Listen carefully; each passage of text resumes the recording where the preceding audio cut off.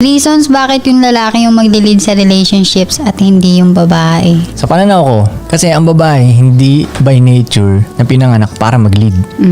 Mas magaling ang babae mag-follow eh. Doon yung malupit yung babae Support sa... system. Oh, doon lumalabas yung power niya eh. Yep. Kung may ganun yung lalaki, ang lakas ng relationship na yun.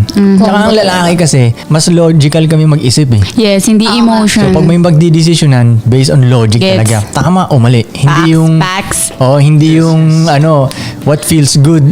Yan Di ba? Nagigets mo?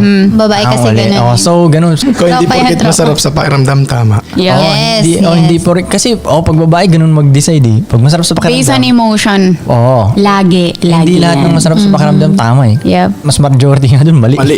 Yes, yes. Diba? No? Yun lang yung nararamdaman mo lang.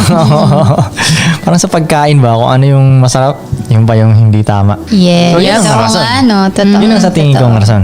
So, agree ba kayo dun, ladies? Yes. Yes, yes, yes. Alright.